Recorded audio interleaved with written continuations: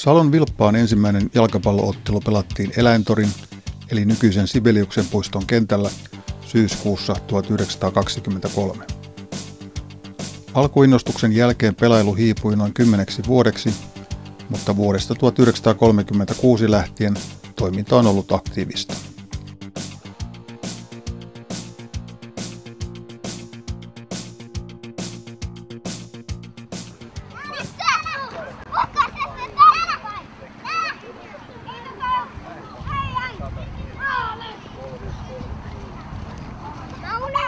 Iso parannus palloilijoiden olosuhteisiin koettiin vuonna 1949, kun Annankadun hiekkakentältä päästiin siirtymään urheilupuiston ruohokentälle.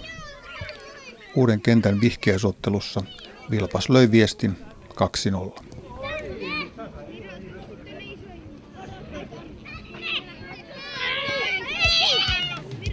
Kansainvälisiä otteluitakin pelattiin jo 1940-luvun loppupuoliskolta lähtien.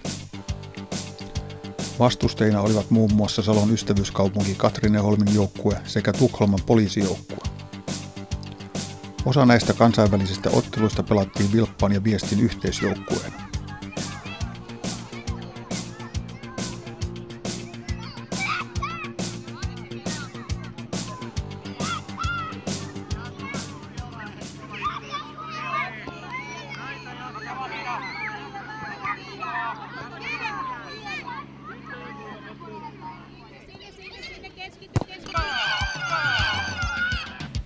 Vilppaan jalkapalloilun tavaramerkiksi muodostunut keltamusta raitapaita kuosi otettiin ensimmäisen kerran käyttöön 1940- ja 50-lukujen taitteessa.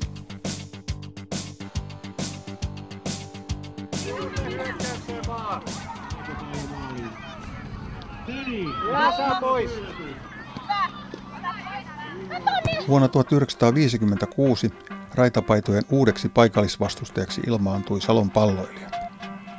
Kiihkeät kylätappelut Vilppaan ja Viestin välillä korvaantuivat nyt Vilppaan ja Salpan tappelunujakoilla.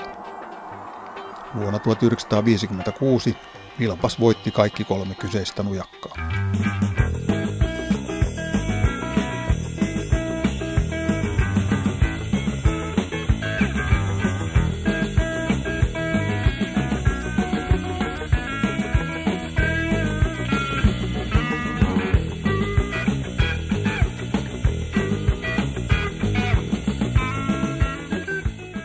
–1950-luvun puolivälistä lähtien aina vuoteen 1981 Vilpas pelasi keltaisessa, 2 mustalla raidalla varustetussa paidassa. Tämä henkselimalli on ehkä se legendaarisin Vilpas-paita.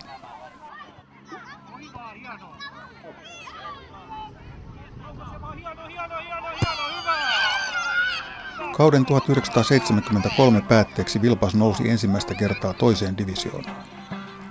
Nousun takumiehinä olivat etenkin Jyrki Jykkä Nieminen ja jo kertaalleen uransa lopettanut maajoukkuemies Aulis Laine, joka oli saatu houkuteltua auttamaan kasvattajaseuraansa.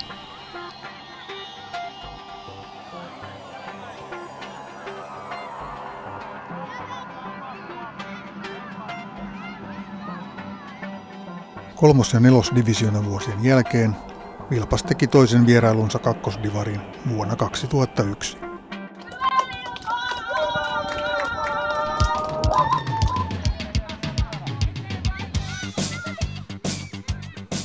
Kaudella 2023 Vilpas pelaa 3. divisioonaa.